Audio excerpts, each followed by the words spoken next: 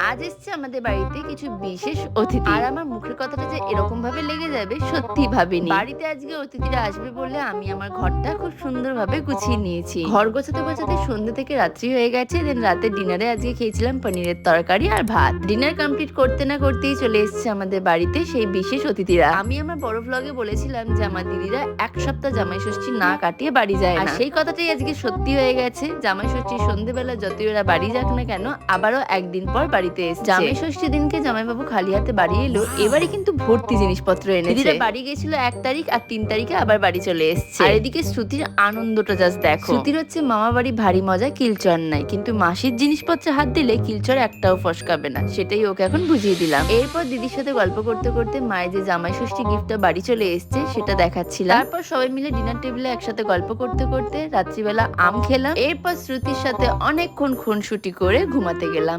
By.